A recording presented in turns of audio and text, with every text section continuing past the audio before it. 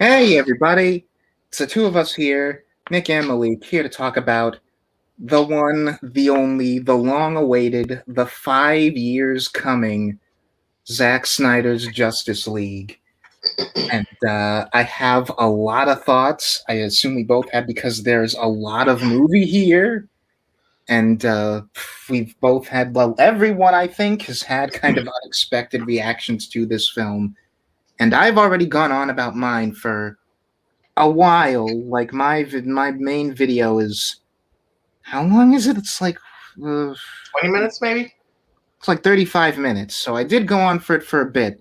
So why don't we open with your thoughts and let's start with how did you feel about this project? Just the prospect of getting this director's cut, and then when you finally sat down and watched it, what did you think? Okay, so two things. Firstly, I do not like Zack Snyder. Um, I think he is very much a style over substance director. As we've talked about off camera, or I guess off mic, he's like, you listen to the dude in interviews and he thinks he's telling stories. And he's really not. He's just throwing some cool imagery on screen with some fights and some kind of either just bland or altogether inconsistent and not actually cohesive dialogue to string it all together or lack thereof. Um, so as far as storytelling goes, I think he's awful. Um, I've only liked two movies from him. That's Dawn of the Dead and Watchmen. Um, like Sucker Punch is kind of a guilty pleasure, but I don't even feel comfortable saying that because like half that movie is just physical and mental abuse of women, and then the other half is those same women in Japanese schoolgirl outfits beating the crap out of monsters and robots. So I And don't neither know. of us have seen Guardians of Gahul, right? The owl Oh, movie. if that's he actually directed that? Yes. Okay, I haven't seen that one either, or at least not all the way through. I did see like half of it. Mm. Um, but even then, I felt like that movie was mostly visual. Um, anyway, so like I don't tend to like Zack Snyder. I did not like Man of Steel. I thought that was an awful movie. His Superman was super monosyllabic. The Kents were awful. Um, they don't instill in him the values that he's supposed to have to become Superman. His father literally tells him to not save him and let him get sucked up by a tornado, but he assumes the identity of Superman because of some jargon that his dead hologram father gives him. We don't even get into his head about any of that or why he decides to put the suit on. Like, it's so hackneyed. And like his relationship with Lois Lane is bland and drab, and that being the center point of his character is so annoying and frustrating And it because continues to be annoying and frustrating in this movie, but we'll get into that absolutely, later. yeah. Um, but in short, that movie's not good. BVS. I was there in Hall H when they announced that they were making the movie, and I remember being so excited. Lawrence Fishburne came out. He read a passage from The Dark Knight. The lights went out. They showed the logo. We all went crazy. It was like the announcement of Infinity War. Like, it was insane.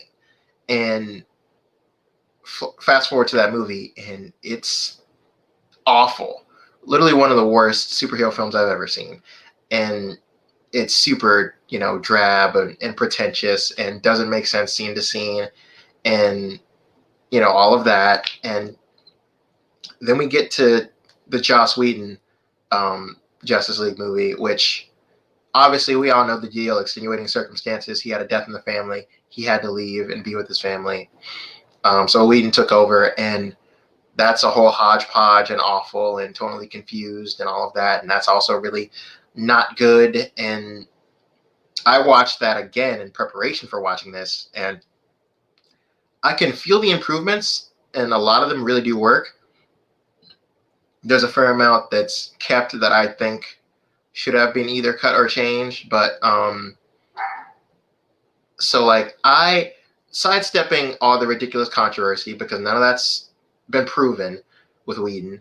Um, I I was really frustrated by that film because it felt like Whedon trying to imitate his own success with Avengers for DC while also having to deal with Zack's annoying, for lack of a better term, because I don't think this is really fair, but edgelord style. Um, it was a recipe for disaster. And I don't like Zack Snyder anyway, so I wasn't particularly excited about seeing his version realized. Like, no disrespect to people who feel differently, but fans of his genuinely baffle me. Um, because the guy is all style, no substance. That's all he is, for me anyway. And I was like, okay, that'll never actually, Warner's is never actually going to give this thing any money. It'll never actually be released the way he originally intended. And if it is, it won't be good. Because like I saw the ultimate cut for BVS, that still wasn't good. Didn't even come close to redeeming that film. So why would Justice League be any different? And lo and behold, I sit down with this movie, and I actually kind of like it. Now, I feel so weird and like conflicted with myself for even saying that. But what I will say is, not only did I like it, it actually greatly improves upon that original movie. I actually kind of like Flash, and he was insufferable, and I hated him in Joss Whedon's cut. He still has some weird kind of schizophrenic like mannerisms and lines that I think could have been cut, but for the most part, I can kind of get behind this character. He's not Barry Allen, like by any stretch. Like that is not Barry Allen, but he's an okay, decent, kind of likable Flash. So that was nice. One of the things I love most about the movie is the score. Tom Holdenberg, I think is his name. Phenomenal score. I think it was very like 300-esque. The kind of like singing and chanting that they added to Wonder Woman's theme and for a lot of the Amazonian segments. I thought that was really cool. Kind of overdone, but I did really like that. I felt like that was really overdone. Like that was Yeah. a major annoyance to me. They used it way too much. I do really like it, but they use it too much. Less is more with that. Yeah, the whole film is so desaturated. By the way, I would need a black and white version of that. Like it, I know, right? Basically already done that. I was so surprised when that was announced. It's like, hey, we're doing this movie in black and white, but that's practically already the movie we have. Particularly, like, there are some bits, it really stuck out to me on the second watch. The first scene that we get in Themyscira, where the box starts to open for the first time, literally would not look any different if it was just monochrome. We do get some pretty cool visuals towards the end with Flash running back in time, and that was dope. But yeah, like there's a lot of, I think, just to sort of like segue into the actual discussion, like my thoughts going into the movie, my sort of background with Zack Snyder is well documented. If you haven't already, then you can watch the several videos I've made on Batman v Superman, Man of Steel. Like Batman v Superman, like you, I've only come to like less and less with time. My most recent thoughts on Man of Steel are the last time I watched it was for that full-length review that we did of it. And I don't know, my expectations for Justice League were like through the floor. And so I come into it and I had pretty much the same experience you did, where I enjoyed it for the most part. And like we'll get into how I also feel conflicted about that fact, because I think this is just barely a good movie, and it's the kind of thing that makes me really glad that I've stopped looking at movies in terms of what's good and what's bad, and instead just focused on what I like versus what I dislike. Because this is a movie where I like a lot and I also dislike a lot, and I think the things I dislike are maybe strong enough to where if I were still using that metric, I'd say I like it, but it's a bad movie, and it's weird to have that feeling. It is, yeah. It exists in that I have kind of basically the same thing you do. It exists in this weird amoeba place where it like barely makes it over to the finish line of being good. Mm-hmm. And it's so frustrating because like Zack Snyder took his vision and was like, okay, I'm doing my vision. I'm doing my own thing. He hasn't even seen the Joss Whedon cut.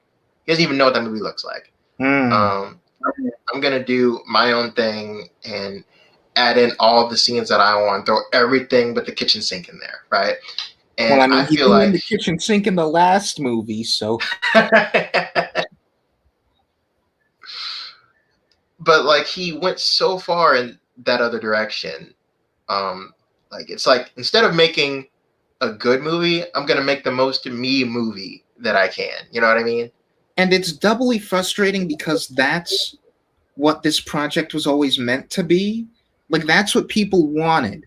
Like this movie only happened and only got made and got released like this because Zack Snyder's hardcore fans wanted the Zack Snyderiest version of Justice League possible, and that's what they got. So it's hard.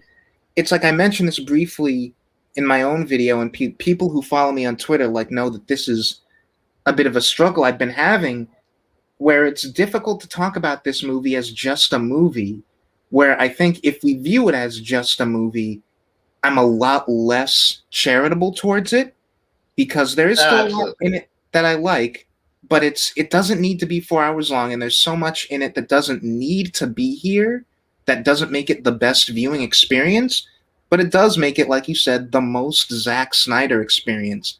And the most Zack Snyder experience is what the people who were yearning for this movie to come out, that's what they wanted. Yeah, I can't deny that. And like more power to you. Like this is the kind of thing that I never thought would actually get made. Like uh, for some of my more politically savvy friends, I compare it to why am I blanking on what it's called?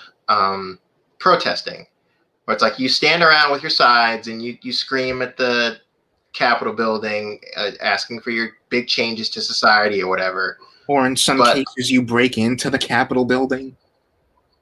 oh yeah, we don't need to get into that whole thing. But basically, basically, you do a bunch of yelling with your signs and your pitchfork, and it doesn't actually amount to anything. Doesn't actually change anything, right?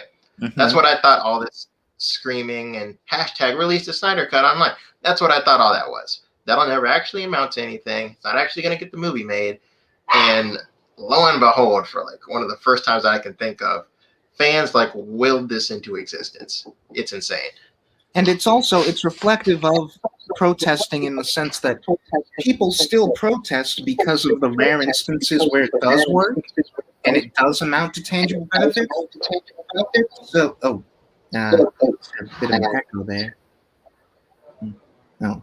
So it's like this movie from the moment it was announced that it was happening, that we were getting Zack Snyder's Justice League, then immediately you see the hashtag popping up, restore the Snyderverse, which I knew would happen because the principle, like protesting, is the same. If the method gets you results even once, then the people who like give you what you want, they expect that to quell you and to silence you, but all it does is like lionize you to do this more often. So now I feel kind of bad that like, yay, we got a movie that I enjoyed, but also I don't want to have to sit through another 5+ years of restore the Snyderverse never leaving my social media feed because these people got the thing that they wanted. Yeah. So that whole thing is well. Firstly, let's before we talk about the larger scope and implications of the movie, we just talk about the movie Yeah, itself. I want that to be the main discussion, obviously, because no matter what the context is, no matter what things you can or can't like consciously separate, this is still a movie. It is a singular product that we should judge on its own merits as a film. So I do want that to be the bulk of the talk.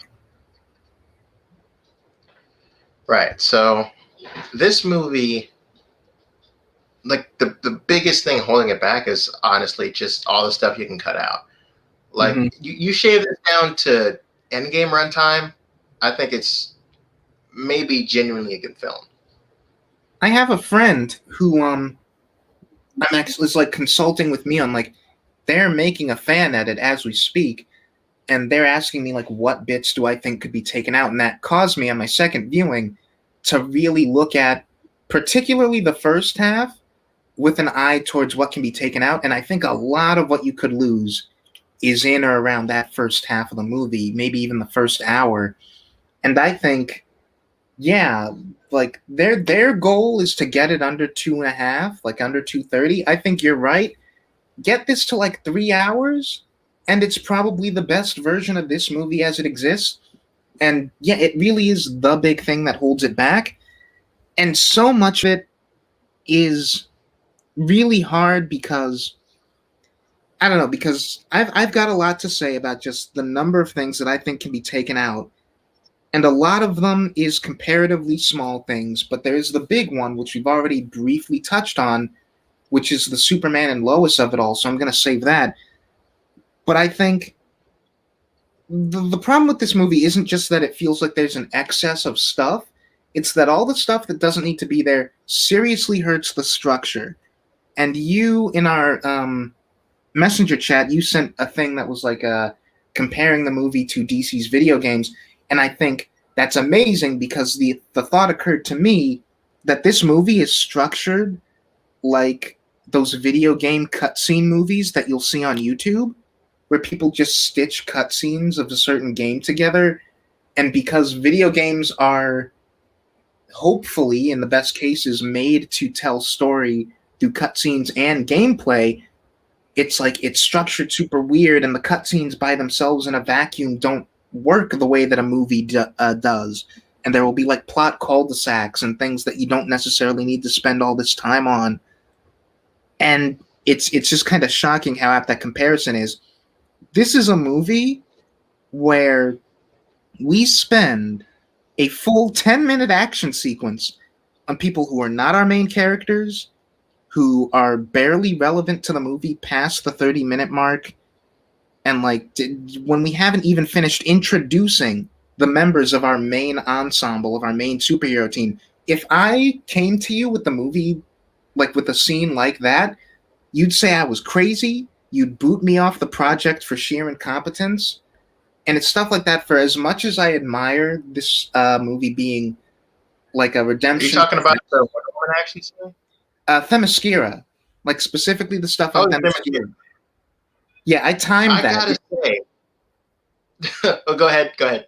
Yeah, sorry, I was just gonna say I timed that. It's a full 10 minutes, and like as much as I appreciate this being like a comeback for Zack Snyder and him getting to finish his artistic vision, and as much as I feel for the cast who have expressed like displeasure with Joss Whedon and how he acted on set and how he treated them, I also totally sympathize with Warner Brothers and like studio heads looking at this movie or something close to what this ended up being and saying, this is a mess. People are going to hate this. We've got to get someone else on this because some of these decisions are ridiculous. I agree, but here's what I'll say about the Themyscira scene, and to speak to your larger point. I really like the Themyscira scene. I don't think I would cut maybe a few tiny bits here and there. I could trim, but for the most part, I wouldn't change that scene. My bigger issue with this movie in terms of runtime is before I get to that, the Themyscira scene, like it adds context to a lot of moments that play better than they do in the Joss Whedon cut. Like them smashing the weights and closing the doors behind the Queen. All that's given way more context. Mm. Same thing with, I want to say, a few different fight moments before that even happens, where they're just fighting inside with Steppenwolf, and I thought that was really cool. Now, a lot of what makes this movie so unbearably long and unnecessarily so is all the goddamn slow motion. Ah, yes. This is the most egregious slow. This is the most egregious use of slow motion that I have ever seen in my entire life. I might be getting this wrong. I might be getting the exact number wrong. I'll have to check. I'll probably check to confirm this when we're done. But my friend Edward, who you may remember did the Infinity War podcast with us back in the day, he, I I remember. suppose, like timed out all the slow mo sequences. This movie has in total 20 minutes that's just in slow mo. And granted, some of that is necessary, like the Flash scene at the end, and like the pretty much all the Flash stuff. There are particular bits of this movie that do have to be in slow mo, but by that same token, those things I think you could argue are undermined by all the stuff that doesn't need to be in slow mo but is in slow mo anyway. Like a full, I would say, like damn near 2 minutes of just Aquaman walking down a pier in slow motion, drinking a beer with waves splashing everywhere. Like the movie just turns into a music video. And that scene was also a music video in the theatrical cut, but thankfully a shorter music video, and Yeah, and it also was with a weirder song choice here. and a full 30 seconds of Wonder Woman throwing a briefcase. A briefcase! Yeah. It's so cool how she's throwing the briefcase. Like, you don't have to do that for every part of every action scene. Yeah, it's too much.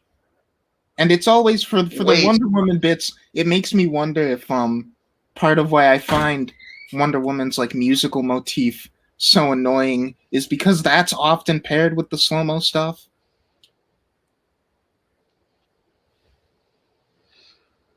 that might be it. Yeah, and there's just Like I said, there's I, too I much. like that theme, but they were using it way too much. And it's endemic, the slow-mo thing is endemic of the central issue with this movie, which is that, like we've been saying, it is so inescapably Snyder's product, and even in the ways that it is different or executed differently or philosophically a bit of a pivot from his previous work, it is also, in just as many, if not more ways, so clearly, obviously, Snyder doing Snyder, and some of that stuff is just annoying, and it's at its maximum here. Like the slow motion is a Snyderism, and like the handling of Superman, which we've been talking about briefly, and like we'll get into, I'm sure, it's such a Snyder thing, and it's baked into the DNA of this movie, and it's inescapable, and it kind of infects the positive parts.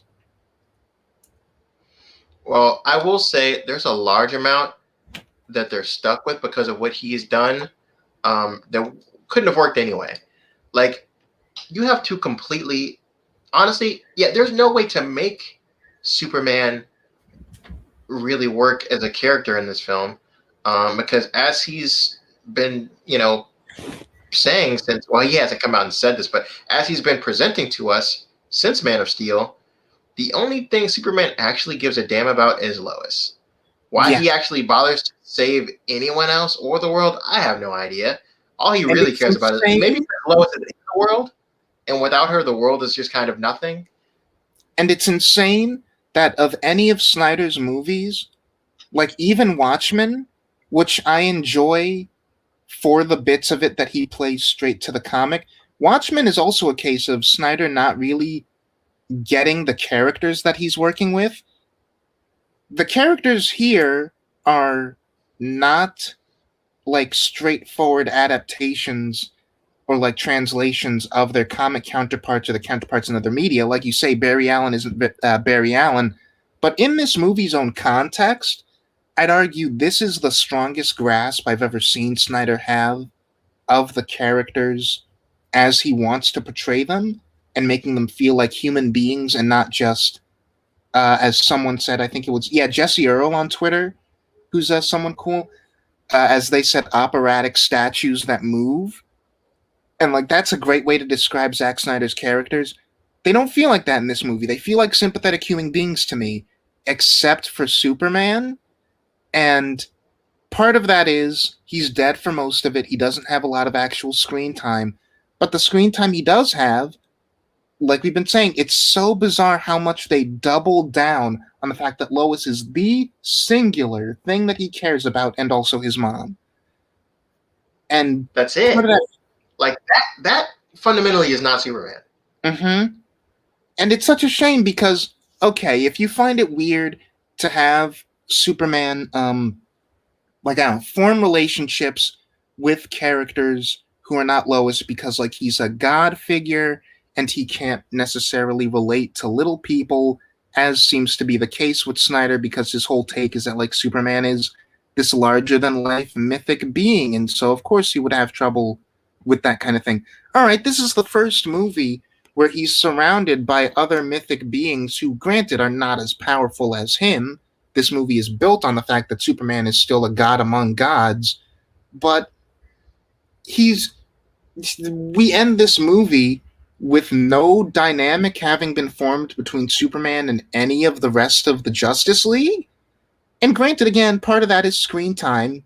Again, he only really has one scene's worth of time on screen with them, but it's so weird that in a movie where, like, the big positive thing about it for me, the big thing that makes me say, yes, I like this, is that we finally have a cast of characters, an ensemble with a group dynamic I enjoy watching.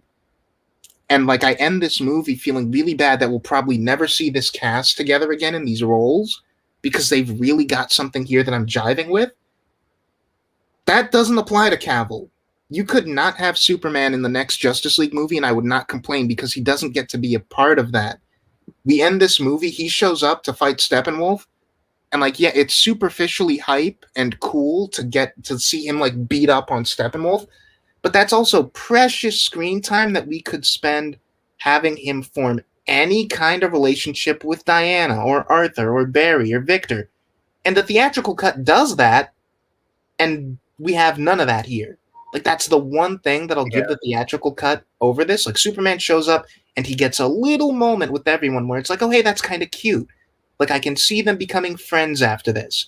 Here, he's Yeah, just like him raising Barry and stuff like that. Like Cavill actually gets. This is the one thing I'll say about Whedon. Like, he clearly understands Superman and is. I don't care for him, like, because it's already bad. Like, you don't need to remind us how bad it is by making fun of the "Do you bleed" line with, like, Superman grabbing Batman's face and saying it again, and then Batman saying, "Oh, something's definitely bleeding." Like, that's his, like, obnoxious trademark humor creeping into a movie that doesn't really fit that tone. Part of And, why like, that even movie as is someone so who didn't like BVS, that feels really condescending in a way that's not necessary toward BVS. Yeah, Like, it really is. Like, I'm a random person online. I get to make fun of that line. You are a filmmaker continuing this man's project. Please be more professional. yeah, you got to take the baton and run with it, not piss on it. You know, but like, that's the one retcon thing that. Well, honestly, to speak further about Superman, before to tackle that point, like, he had to do some retconning with Superman's characterization, but he actually feels like Superman, which was nice. And here, like, he doesn't really get a chance to play Superman, really. Like, he shows up and hits things. He And feels he's like got Zack this. Snyder's Superman insofar as he cares about Lois and he cares about his mom. But beyond that, he is the team's tool. He is the Justice League's battle strategy. He has a blank slate that will go evil the second Lewis is taken from him. I cannot believe we keep reinforcing that. Like, for years, they honestly had it kind of lucky because for years, you could say, like, I would think you were crazy if you said this, but it would be plausible that BVS is just vague enough that that's not necessarily the case. Like, BVS implies that if Lois dies, Superman just straight up becomes evil, but it doesn't really give us enough information to straight up 100% confirm that that's the series of events. This movie just deliberately takes a whole unnecessary scene out of itself to say, yes, that is what happened. Lois died, Superman got sad, so that let Darkseid convince him to be evil. And it's like, how do you still think that that's a good like thing to do with this character or a good thing to imply. Like, what are you doing, man? Without this woman, this man is a terrible person. Yeah, Like that and like that's not Superman. I've seen takes of people who are like, the movie again, the movie's being vague about it, but what's really happening is that Darkseid is like taking over Superman's mind with the anti-life equation because he's vulnerable, because he's grieving. And it's like, I'm sure if you ask Snyder, he'll pretend that that's what's in the movie, but it's not in the movie. No, it's not. And even if it was, it's still kind of dumb. Like Yeah. Zack Snyder has such a hard on for Injustice Gods Among Us. Clearly, Mhm. like he's had to have either seen that game or read the comics that adapted it. But I think the like idea of Superman going evil and like generally being this very depressive, very morally questionable character appeals to him as an artist. I'm like, okay, I respect that, but also I don't because you shouldn't be allowed to do that with the actual Superman character in movies that people are going to see as like the on screen version. oh, I wouldn't even go that far. I would say they should have, and maybe this is where some people discredit my opinion, but like I don't know, go the MCU route. Give us some movies with Superman as Superman. Um, like I still believe he should have had his own movie before we got to BVS instead of rushing things to get to Justice League. Um, and as much as I hate Man of Steel, I feel like I don't know. Maybe you could have salvaged that version of Superman into something that I would actually believe would be something akin to the Superman that we know and love from comics and traditional comic lore, as opposed to just pretending that he's that in your next movie, which is what they did in Justice League. That's one of the things that I hate about it, and what I was saying that they're stuck with. Like the Superman that we had in Man of Steel and BVS is not this aspirational figure that the majority of people vastly love and look up to. Like we have these weird scenes where he looks depressed as a whole bunch of people are raising their arms to him, um, like the Day of the Dead festival, or whatever. Like he looks so depressed and put off in that scene, and everyone else is reaching out to him like he's a god. Like I don't know what to take from that, especially because this version of Superman is monosyllabic and doesn't say anything unless he's talking to Lois, and even then, he never says about how he feels about being Superman, how he feels about saving people, state of the world, nothing. Um, he's barely a character. He's more of a prop, even in his own movies. It's Yeah. ridiculous. Um, And it's weird but yeah, because it's a shame that so many of these movies' problems tie to, or this movie specifically, is problems tied directly to Superman, especially the runtime thing, because I don't know if Superman is a good point to transition to talking about the final scenes of the movie and how terrible that is, because like I have a whole thing with how that's the worst, but also just there's I two big reasons I don't like it. yeah, like you go on, but I was just gonna say I've struggled for a little while, like a couple of days now, thinking about would I prefer this movie if Superman and everything to do with him was cut out of it just entirely. And I've come to the conclusion that you can't do that because he is really necessary from a plot and theme perspective. And Yeah, like a he's kind of the only reason they even win. yeah, like his death is the inciting incident, so obviously you've got to keep that. But like so little is done with him as a character after we resurrect him that it makes me wish we didn't bother resurrecting him and like we'd finagled a way to have him die at the beginning and keep him dead through this movie. But also, I get what they're doing with him. Like, okay, if we accept that he's not a character and he's more like a walking talk, he is the one like figure in this movie who is that walking talking symbol. And it's like, all right, like I made a tweet about this. I can kind of accept Superman in this movie as the equivalent to what Vision is in Age of Ultron, where Vision doesn't quite get to become a fully formed character in that movie, but you also cannot get rid of him because, from a thematic perspective, he is everything that that movie is about. And in a lot of ways, Superman is everything that this movie is about, so long as you don't try to look at him as a character in his own right, just a symbol meant to reflect on the rest of the cast.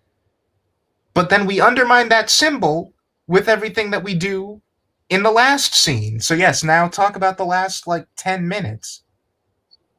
Um, Before I do that, I want to mention real quick that the way we open this movie is so dumb. So his death triggers the mother boxes. Why? Because he wasn't always there prior to the last time that Darkseid and his forces came for those boxes. Like, Superman shows up and like he's what, maybe in his late 20s, early 30s. Um, he hasn't been there in all that time. Like, the blood boxes were waiting until a Kryptonian was dead to activate. That doesn't make any sense. That's really dumb. Um, his death being the inciting incident is dumb. For as far as how it ties to the mother boxes, it motivating Bruce to build the team and his guilt over the death and everything. That's all kind of forced and dumb because he was not the symbol that Justice League pretends that he was in BVS and Man of Steel. Like, he was not that character. But anyway, that whole thing is dumb. It doesn't make sense. As far as the that ending scene, on a fan fiction level or like a fan film level, yeah, post-apocalyptic Batman, like Zack Snyder has a hard on for that. He thinks that's cool, whatever. That's a fan film.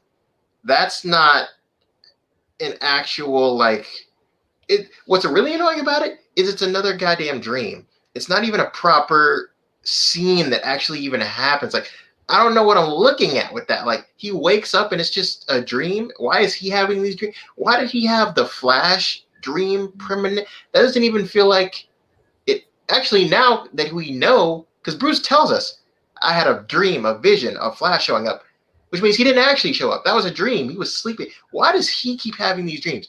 I need the dreams explained to me. That's number one. That's really dumb and really stupid and really forced that Bruce is just Yeah. conveniently having these dreams. Yeah, see, that's one of those things that's really annoying about these movies' approach to like shared universe, and like it'll all be explained in an upcoming installment that I'm glad the MCU almost never does, where it's like if a character were randomly having premonitions in the middle of an MCU movie, you can bet that it would be explained in that movie. We wouldn't have to wait several years just to get an answer as to, okay, why is this character seeing the future? But let's stay on the last bit of it all before we get to that wider scope stuff. Okay, so the like him being with Joker, like bringing Joker in, and it's like we need. Part of me really likes that because when we got Jared Leto's Joker, I'm like, yeah, this is a weak sauce Joker. I don't like him. He's trying too hard.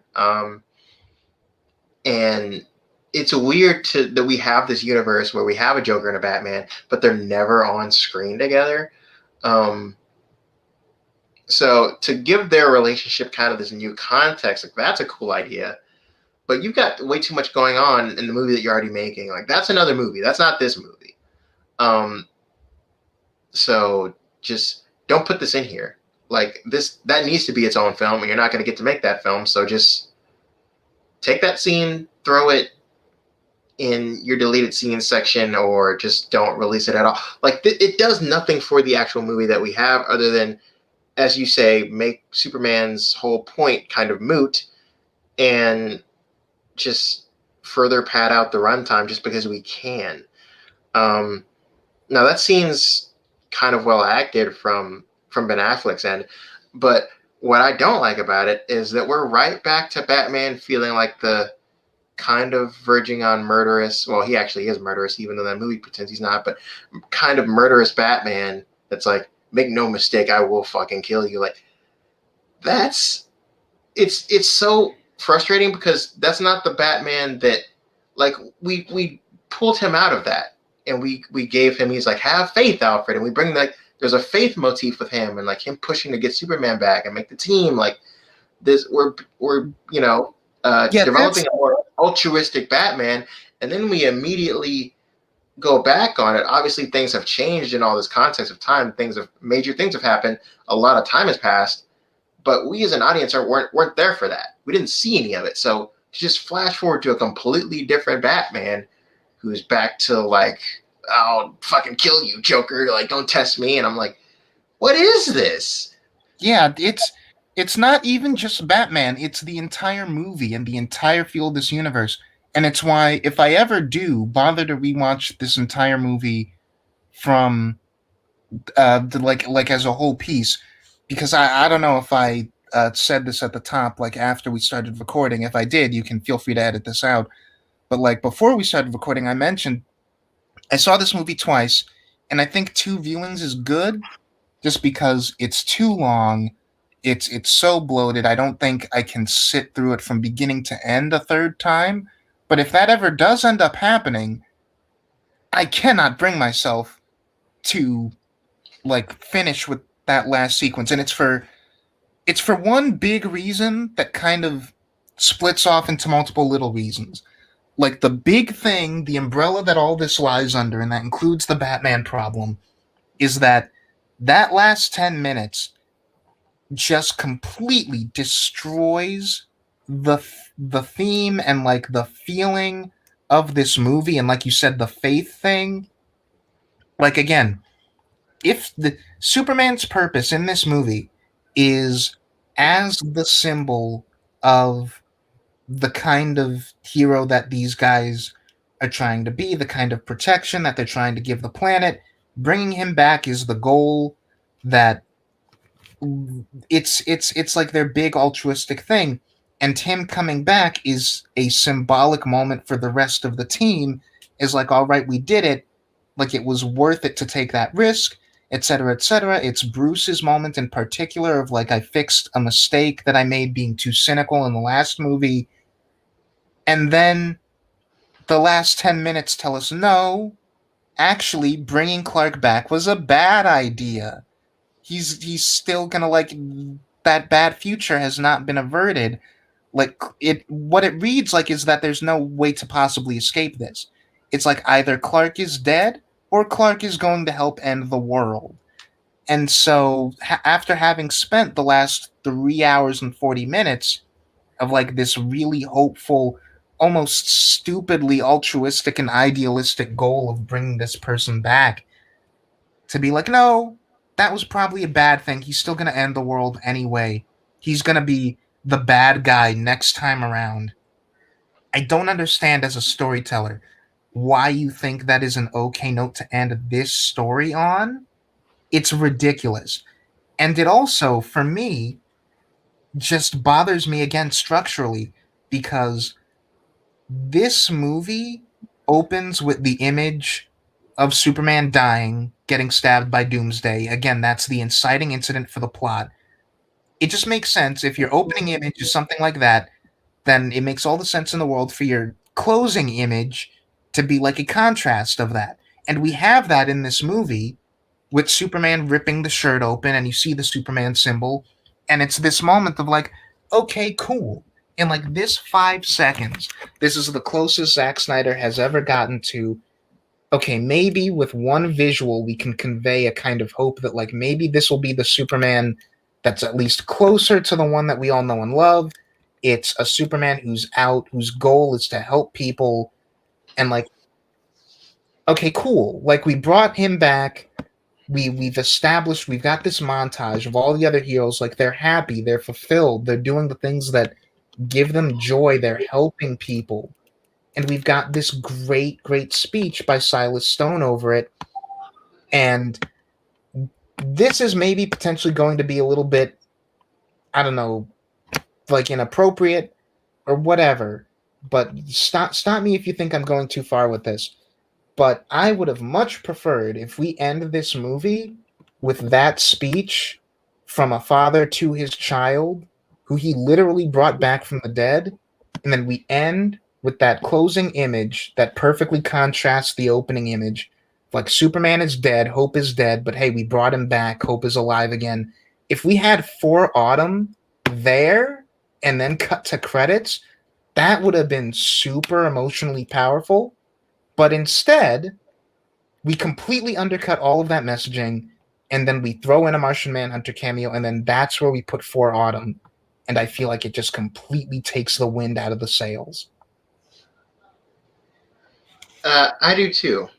Um, I think For Autumn could have gone right after we see Superman, rip the shirt open, Mm-hmm. and you could have ended the movie there like that. Um, Especially because for sure, like before you even put this out, that the studio is not, at least initially, is not letting you make another film. So you can, there's nothing to get out of obnoxious sequel baiting. Yeah, and I think I'm gonna like butcher the exact reasoning here, but I did read an interview where Snyder said something to the effect of like he did still want to remain true to the vision in that he had planned this to be a big ongoing epic with a few more parts, like a 5-part epic, and the kind of stories that were that kind of epic that he would read and see as a kid would always end with that note of like a cliffhanger of like, oh, here's what's coming. So even if he doesn't get any more movies, he wanted this movie to feel like his vision and that it was always going to end on that note. But like you're right, you've got to cut your losses, man. Like you're not going to get that movie. And even if you are, it's going to take like 2 or 3 or 4 years, probably. And honestly, I this is it's weird that I even feel conflicted about this. I don't want that movie. I don't. Mhm. Um, he came so close to making a genuinely great movie here. Um, Yeah, if and that's someone the thing. told me Zack Snyder was going to get a sequel to this movie and I had no idea what that sequel was going to be about, I might actually be like kind of cautiously optimistic about seeing it because again, I like how he handled this cast, but knowing what his plans are, not interested in seeing that. No thanks. No, not a chance. Um, like it's a miracle that I like this movie as much as I did. Because like I genuinely don't like most of the guy's work. Um, and he's not a good storyteller. Mhm. He's just not. And like so with the whole nightmare thing, it would essentially be, first of all, Superman is so poorly drawn. Just cares about Lois. That's it. That's all there is to his character. Um, like I don't want to see this.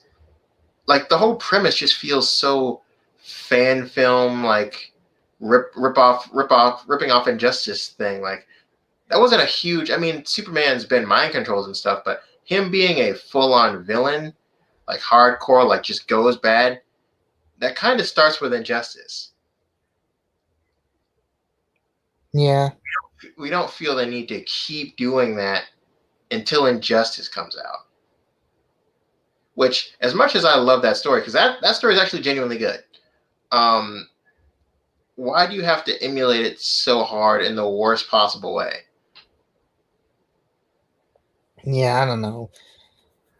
And like we've already been going on for a while and we've been very very negative about this movie. We both said that we liked, but I don't know. I think that just speaks to our problem, which is one that a lot of what's good about this movie is moments and particularly like character and acting choices.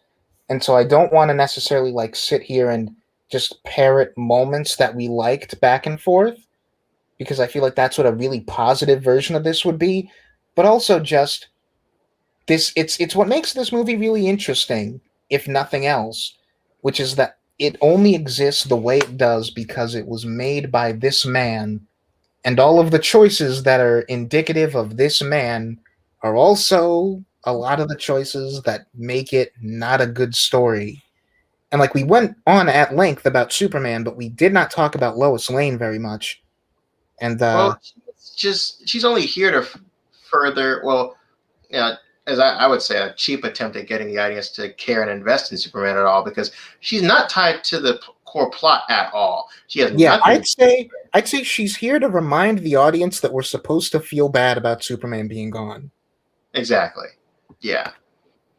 And like And that it's only works if you're even remotely invested in their relationship, which I'm not, because I don't understand what she sees in him.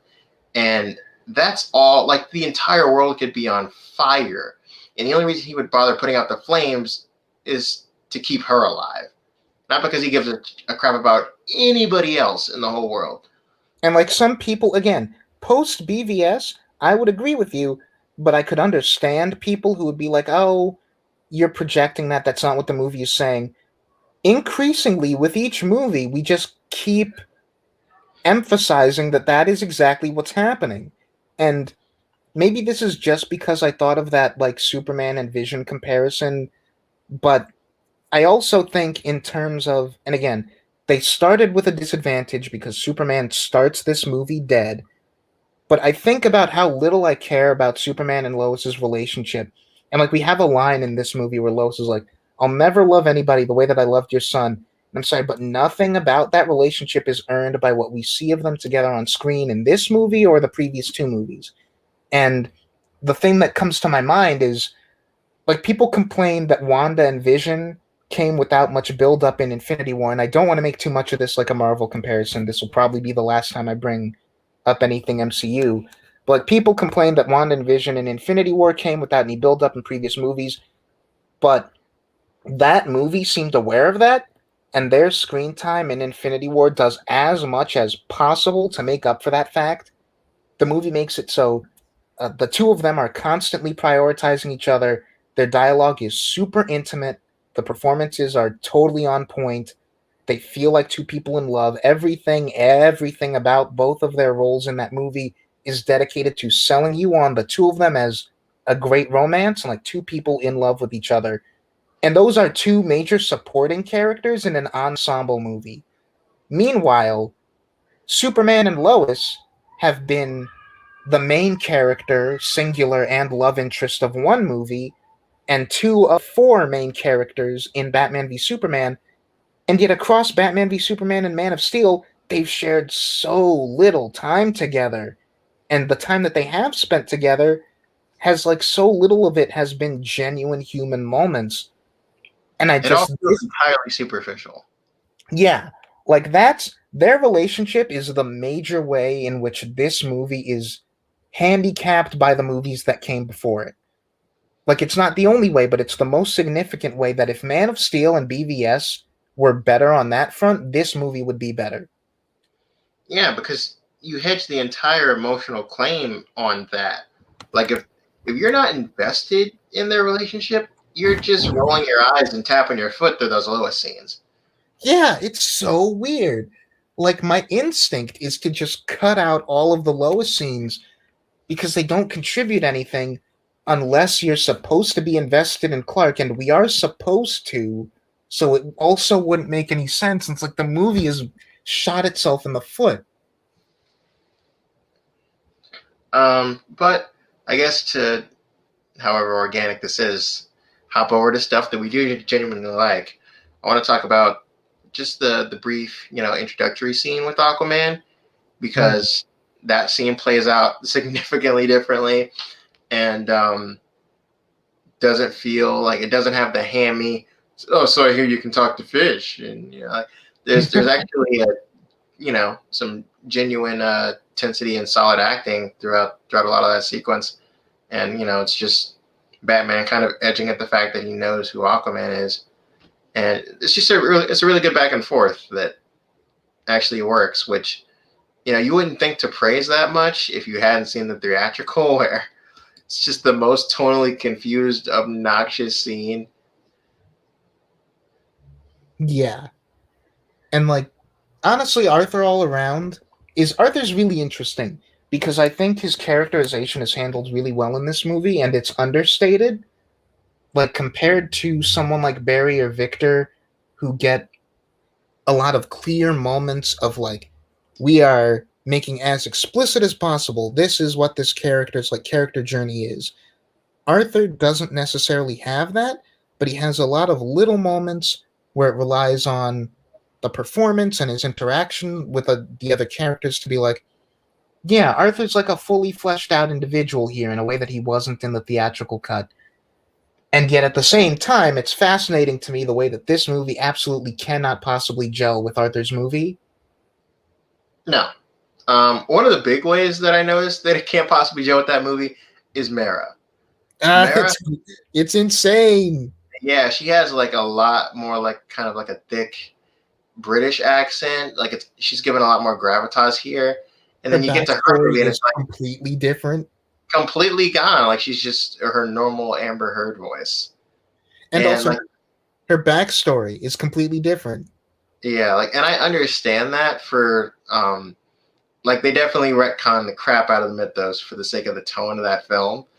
Um But like the detail where like her parents are dead and she was raised by Arthur's mom, it's like that's not anywhere in Aquaman. It really makes me no. wonder if James Wan even saw this movie or if he saw it and was deliberately like, yeah, I'm not doing that.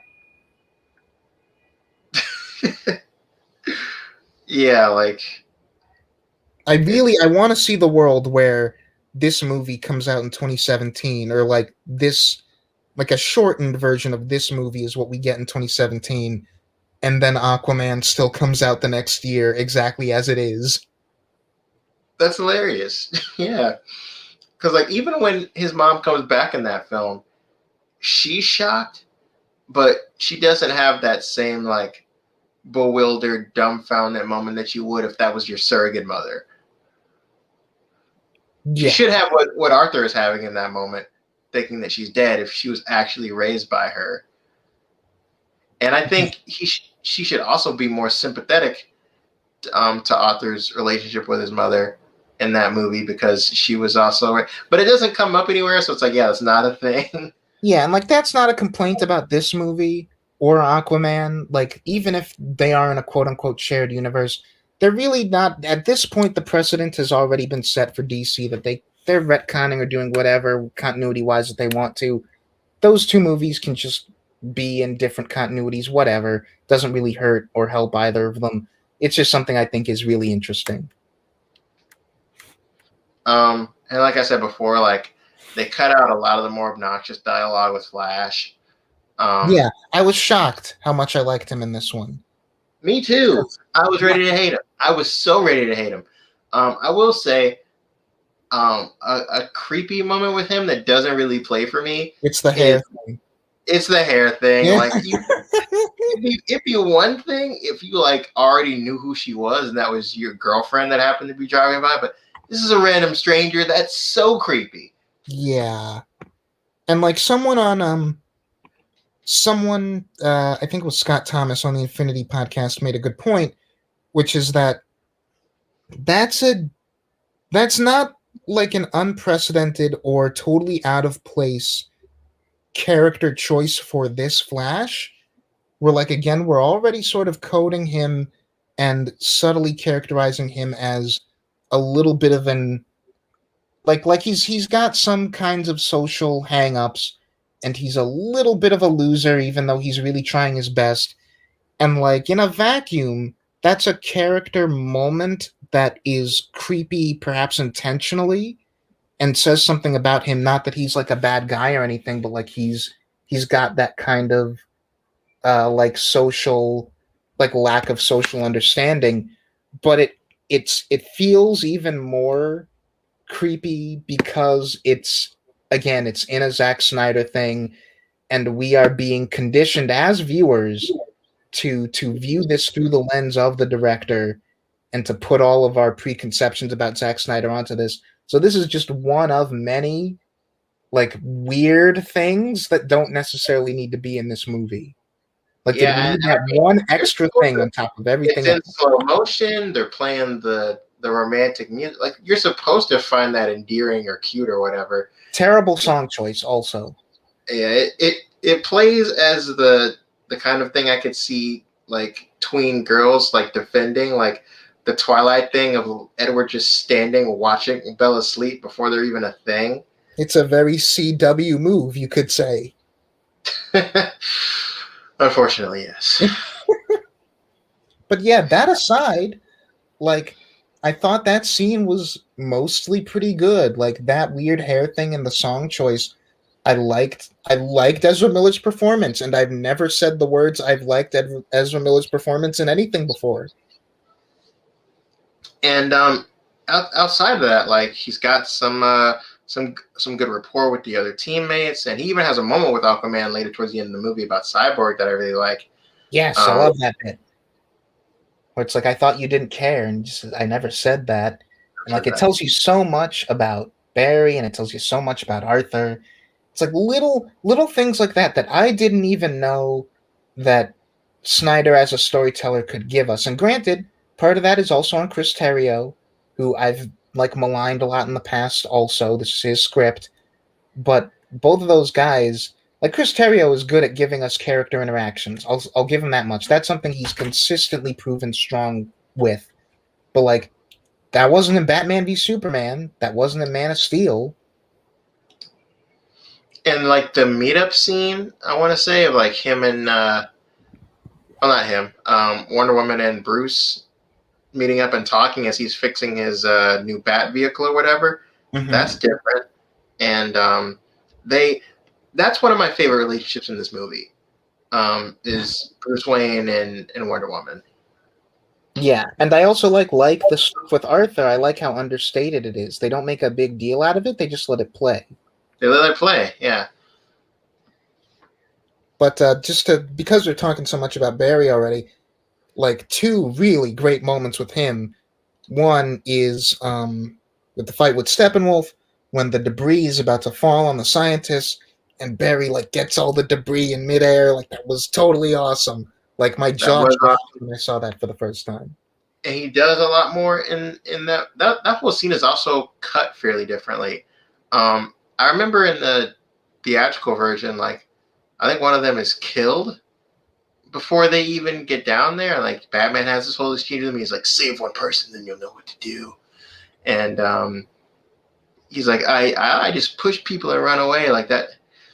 That felt like we didn't encroaching too much on the material, which makes sense as to why it's cut here. They actually get in there, they take care of business, they save all the scientists, and we see Barry, do some actual fighting with the parademons, and that was cool. Mm-hmm. Um, And then of course he gets like the big like spectacle hero moment at the end where he time travels back after the Unity explodes, which I've heard people talking about how that scene brought them to tears, how that's like a top 10 superhero movie moment for all time for them. And like I don't personally feel that strongly about it, but I get it. Like if that's your reaction to that scene, totally understand. That is, to quote or to use a phrase, Kino. And like my favorite thing about that scene is actually the way that it ends, because I like how cleanly it transitions from being a moment about Barry to being a moment about Victor, to where Cyborg, as Zack Snyder has said in interviews, is the heart of this movie, and that is absolutely true, and we've got to talk about Cyborg at length. oh But yeah, but if there's a secondary heart, then it is Barry, and I like that it comes down to the two of them. Like everyone else has their moments, like Aquaman and Wonder Woman, and then later Superman are primarily like dealing with Steppenwolf directly. Batman obviously is like running defense over everything. But I love that Barry gets this moment where like he turns back time. It's like your son was one of them, Dad, like one of the best of the best, and then he jumps to Cyborg in that really clean moment where, without cutting, we transition. The camera just pans into Cyborg, so it tells you implicitly he is now the focus of the moment, and the music crescendos, and we pan in on Victor, and Barry is there to support him, and then we go into Victor's eye, and like we cut to him. We don't even cut. We go in to him in like his little cyborg mindscape, and then we get the great moment of him being confronted by the Unity, and it's like I'm not broken and I'm not alone. And he gets the thing apart. Like that whole, I want to say that's what like 4 or 5 minutes, 6 minutes of screen time, just perfect. That's the peak of this movie for me. Everything from Flash starting to turn back time up through Cyborg pulling those boxes apart, that's like an all-time great like like scene in this genre for me.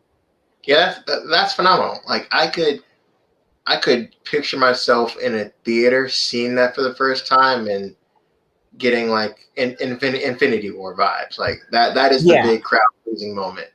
Like I'll say nothing else about like whether or not I would have been excited to see this movie in theaters after BVS, but like not getting to see that on the big screen with the crowd is the main thing that we were cheated out of, I feel like. Absolutely. Yeah. There's no other feeling like it in the world. Mm-hmm. And like all of the stuff with Cyborg is so good. Like the fact that of all 6 characters, like we added stuff with Superman that Cyborg is the one who we cut so much from is insane. And like if nothing else was gonna substantiate the idea that Joss Whedon and Ray Fisher and like the producers were having issues with each other on set, that we lose some of the best parts of this movie because we cut like 90% of Cyborg stuff, it's crazy to me. Yeah, like Cyborg's actually like a character, like has an actual like trackable arc. Like it's great. Um, That said, and also weird that he doesn't show up until over an hour in.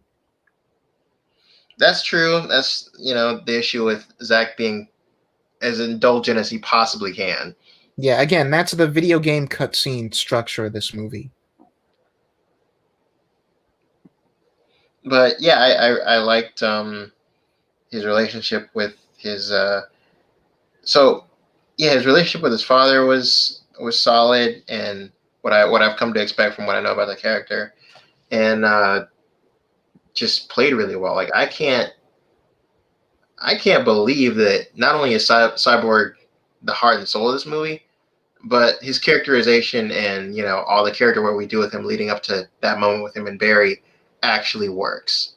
Um, that's where I sat back in my seat as I was watching this for the first time, and I was like, "Holy shit, he actually did it! I like this movie."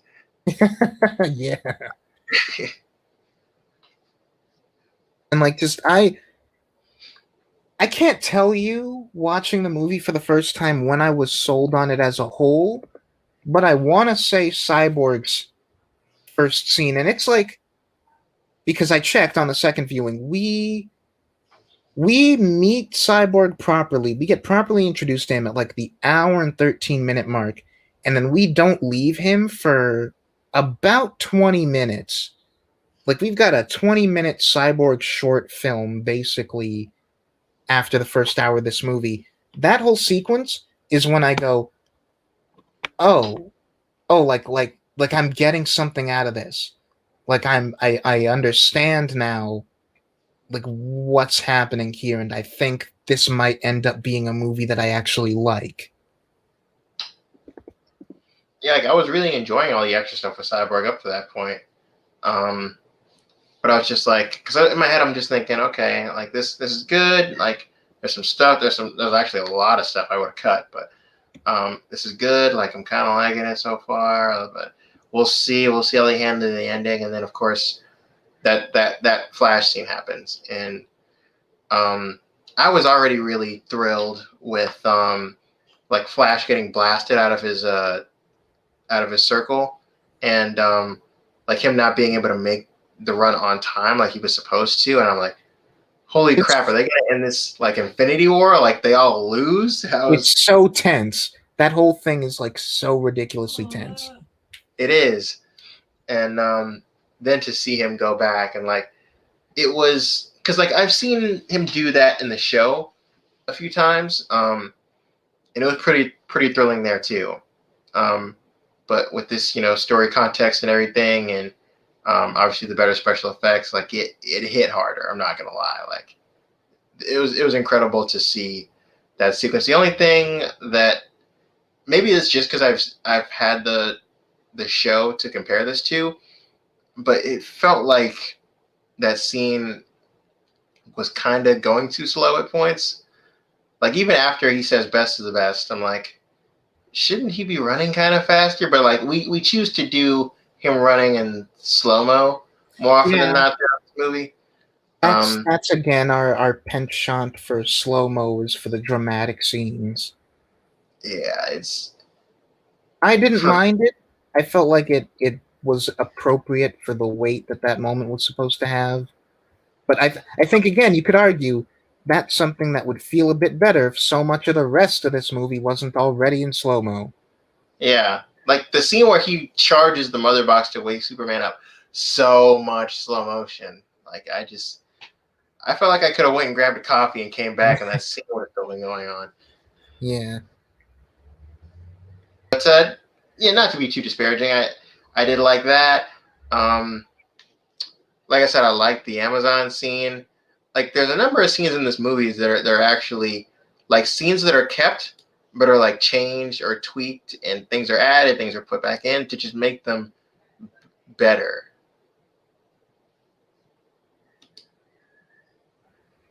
And like I'll say there I know we kind of said we were going to move away from the negative stuff, but there are some things that I'm still like torn on Mm-hmm. because there's I already talked about how the Themyscira scene is too long. I wonder I'm a bit like unsure how I feel about the Wonder Woman bank scene because I feel like that scene is kind of a lot of this movie's issue and microcosm where a lot of it works and a lot of it is genuinely fun and there are beats of it that I think are really nice and finally Zack Snyder characterizing superheroes like superheroes, like that bit at the very end where the girl is like, I want to be like you, and she's like, you can be whatever you want. Great moment, perfect for Wonder Woman as a character. Also kind of weird that it came after you just murdered a guy in front of all these children and Very, very violently. yeah, and like blew up the side of this building that you were trying to stop getting blown up. And it's like it's that really interesting thing where again, like that question that we kind of all asked when BVS came out, how much of the violence and how much of the action spectacle is in the script? Because on paper, like Wonder Woman stops these guys and then has that moment with this kid could play really well, but I think the explosion and like the like 20 seconds of focusing on the guy's hat as it floats through the air to show you that he got completely eviscerated, that reads like Zack Snyder like putting his stamp on it. So it's again this thing where like the man whose vision this is, it's almost kind of working against itself. Yeah, like that scene also has like added moments of blood splatter and stuff. Yeah, the blood splatters also were unnecessary, especially since the color grading is like so toned down that the blood hardly even looks red. I wouldn't go that far. It still clearly looks like it's still red. It's just a very dark red that almost looks like inhuman blood. But like I can still clearly tell that that's supposed to be blood. It's just a very dark red. Yeah, but again, that's another thing of like it's Snyder's choice to go that far with the violence. And it's like, okay, it's what we signed up for, but I don't know if it helps the scene. Yeah, it's actively working against the scene. Like right before she grabs the case, I remember her grabbing a guy, throwing him across the room, and him smacking the wall with some blood splatter left where his head Yep. went. You know, like, well, Jesus Christ, she does not have to be that violent with these guys that can't even hurt her. Yeah, like it's insane. Even the guys who don't have blood splatters, it's insane like how hard she goes on them. And like part of that is just her movement and the CGI of it all is really intense and like quick and the impacts are like they like feel impactful and that's part of what makes the scene like compelling to watch as an action scene, but as the way it reflects on character and the tone of the scene, it's like those things are not working in tandem with each other. No, they are not. Like even her lasso, like because the movie's so desaturated. I remember watching it for the first time, and when she hoists the guy up to interrogating him about what's going on, I'm like, the lasso looks weird. Like it doesn't even look golden anymore. I didn't notice that, but you're probably right. Let me see. Do I have any other notes? Uh, we didn't really talk about how you felt about Martian Manhunter. Um, it felt like okay, since like I like the general guy. He you know Swan. he's from what's he from? He was in Matrix Revolutions. He's in the Blacklist as like the head of like this FBI task force, and I like him. He's a really nice presence to have on screen.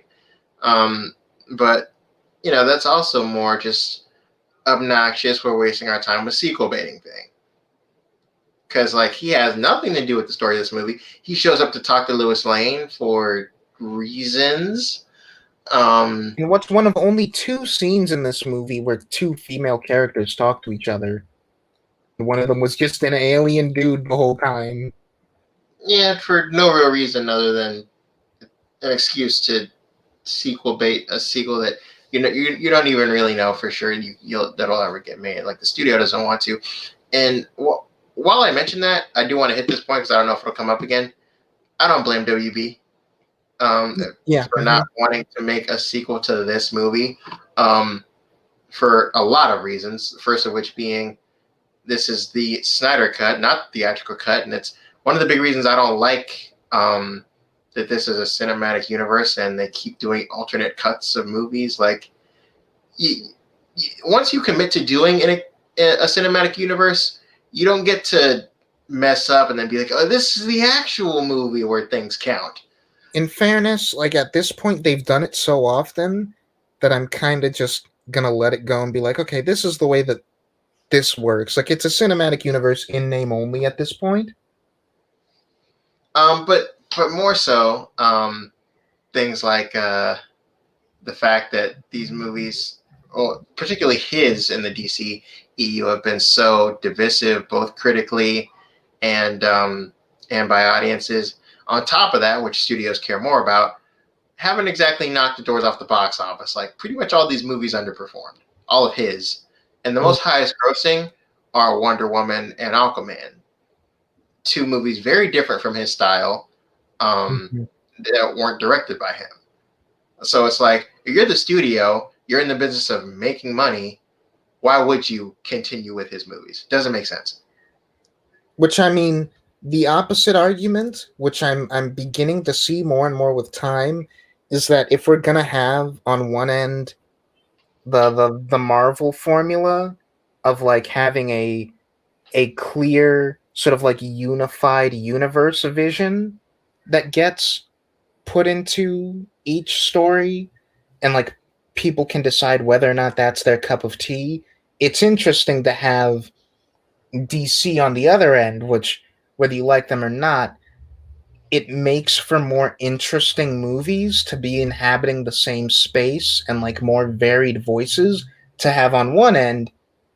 Let's follow these movies that have been very successful, which have been these like stylistic like deviations from what our initial plan was, but also on the side we're kind of maybe continuing sort of like half continuing that same kind of Snydery dark vision where it's like, okay, we've got a bunch of different creators on these movies who don't seem to want to be making stuff for one universe. Like between what's already come out and what we're seeing with like the Suicide Squad and things like that, it seems like everyone working on DC properties for the big screen just wants to do their own thing. Yeah, And because there's retconning in Wonder Woman 1984. There's retconning in Aquaman. Like there's a they bit don't of really retconning in like Birds of Prey. yeah, like they clearly don't want to be stuck with the ideas that Snyder had in the first place. Yeah, and so it's this really almost kind of I don't know, I think again, Shared universe and name only. We're just using the same actors. Yeah, like we don't know anything about the behind the scenes, what's actually going on at the studio. But the way it reads to me is like they got so scared by the reception to Snyder's like vision that they were like, we'll pivot to anything. Like all of the other directors, what are you doing? Oh, is it not Snyder? Fine, whatever. You have complete control. So like the tones that we get from the other movies are not interchangeable. Like they are more similar than they are different, but there is still a lot of artistic variety that I'm not sure we'd get if the reaction to Snyder's voice wasn't so negative. Well, that's also objectively, at least for me, like the guy rarely, if ever, makes good movies anyway. So for the best. Yeah, But and even if like this could be the Transformers thing, like even if I think his movies suck and they're bad, if they're performing really well and making good money for the studio, that's what they care about, and they can swallow bad reviews and bad audience scores, no problem. But these this movies is weren't even not performing that. at the level that they were supposed to. Yeah. And we've been going for a while, and I do want us to wrap up relatively soonish, but it strikes me as kind of funny that with the exception of specific scenes, we haven't talked a lot about Bruce. And I think that's funny because one of the things that I had to say about on my first watch was that I felt like Bruce and his arc, despite from all appearances being the central arc of the movie, is he kind of gets lost for me.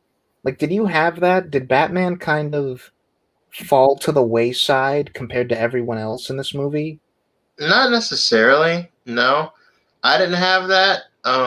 Mostly because while I did appreciate how hard the movie was working to make Cyborg interesting and make him the heart of the movie, um, Bruce is still the guy putting the team together. He has um, really good moments with Diana, and I mean, kind of less so uh, with Aquaman, but like they have kind of a rapport, and he does talk to Barry a fair amount. Like I do feel like he bonds with the team.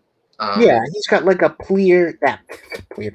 He's got like a clear like emotional place character spot in this group. And like I'll say this much, like I definitely was I didn't have my issue as much on a second viewing. And again, much like the thing we talked about with Lois, I wonder how much of this is he would play a bit better for me in this movie if I liked BVS more and his characterization in that. I mean, it's also tough because he's operating from a place that's really dumb and doesn't make sense for in BVS. Yeah, Where in this movie he's acting like Superman was the big like iconic symbol that everyone was aspiring to, like he is in the comics, and that's just not the character we had in either of those first two movies. So either way you slice it, it's a bit of a tough pill to swallow going into this movie if you're going to pretend like Superman was, actually Superman, even though he wasn't. and Um, like not even just that, but also so much of his emotional arc is like the guilt that he feels over his role in BVS, and it's like it still bothers me how much of a light switch that is. Like over the course of BVS, he went from like a rabid dog trying to put Superman down to snap my fingers and now I'm his best friend, and his guilt over Superman dying is so informed by that I'm like, in the context of just this movie, I want to be into it, but I can't forget that other movie where you were like being real how weird. much of is Superman's death even really his fault? Because um, if he if he went through with what he was going to go through, Superman would still be dead. He lets him live, so Lex is prompted to create Doomsday. Like Superman's death is not his fault, Yeah, and like right? I get it. It's not But necessarily that there, he thinks it's it's his his fault. fault. He's just like, I made him a promise. But it's just like, again, if You that's made this that, guy that you just decided was your friend a promise. Like that yeah, means so much. that's a lot of building on a movie that I or like building on a character arc in a movie that I did not think worked at all. Yeah, it's built on a really faulty foundation, and like that's part of the reason why obviously we're sitting here like obviously neither of us for that very reason could bring ourselves to like actually love this movie. And there's nothing this movie could have done with the garbage that it's built on top of to actually be great. Yeah, But I will give it props that it comes pretty close to being a genuinely good film. yeah, This it's impressive that with the foundations that it has, it manages to reach any heights at all. But like we talk about how the perfect version of this movie is like if you cut it down to 3 hours, that's not true. The perfect version of this movie is one that is supported better by its two predecessors. yeah, those two movies have to be good for this to be good. Yeah. But I suppose to end on a more minor but a positive note, these movies I've decided firmly have given me my least favorite Lois Lane. They've given me my favorite Alfred. Like by a mile, I've decided Jeremy Irons is my favorite Alfred. It feels so weird for me to agree with that because I love God, why am I blanking on his name? Michael Uh, Caine. yeah, I love Michael Caine so much in the role. But this Alfred is the most involved that I've ever seen, and he's like really excited that people are using his gadgets, and Yeah, he's like my gauntlet works. It's so cute. yeah, I really like that. Mm. Yeah, so it's like it's just really it's really interesting. It's a case, and like this happens with a couple of movies where so much of the stuff that's baked into it and so many plot things, pacing, structure, it can all be varying degrees of troubling or like broken or like could just use another pass, but it gets by a lot on the charm of just how surprised I was to be endeared to characters in this universe and like in this trilogy under Snyder to be like, oh, here's not just a character, not just a performance, but a whole main cast of people that I can say I like to watch and I liked spending time with. And like that by itself will go a long way to saving your movie. It won't save the whole thing, but it'll accomplish a lot.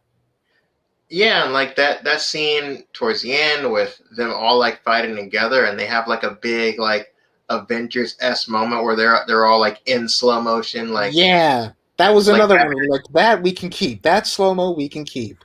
yeah, that was awesome. Like Batman in the car and Aquaman leaping and everybody else like leaping and Cyborg is flying. Like that was dope.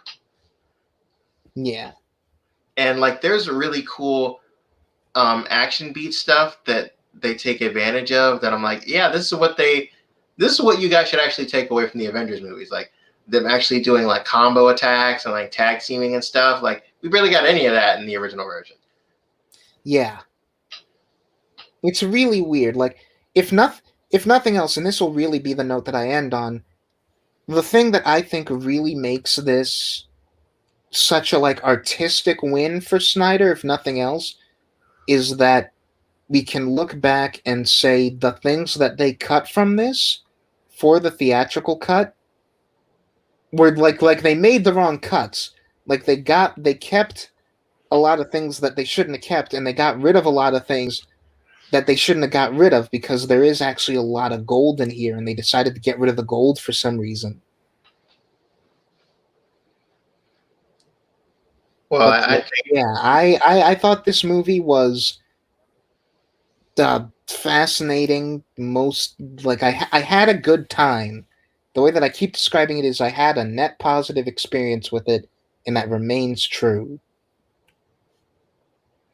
yeah, I would say the same. Like we could sit here and poke holes in the movie all day, but fundamentally, at the end of the day, I I enjoyed myself watching this movie for the most part. And while there is still a lot of fat that could be trimmed, I enjoyed this. I did have a good time with this. I enjoyed this. Was not expecting to. You told me 2 years ago that I would have ever liked a Zack Snyder extended cut of Justice League. I would have laughed in your face. But Hmm. here I am. I would never, like, as you say, like, this is not because of how flawed it is and how long it is and it doesn't earn its length. I'll probably never sit through the entire thing again, like in one sitting. That'll never happen again. But I enjoyed it. I did enjoy it, and I would recommend that um, anyone who hasn't seen it go out and see it at least, once. Make your own decision, draw your own conclusions. Yeah. But hey, let us know what you thought of this movie, of this discussion. No one's going to, but the invitation stands. And yeah, excellent as always talking to you.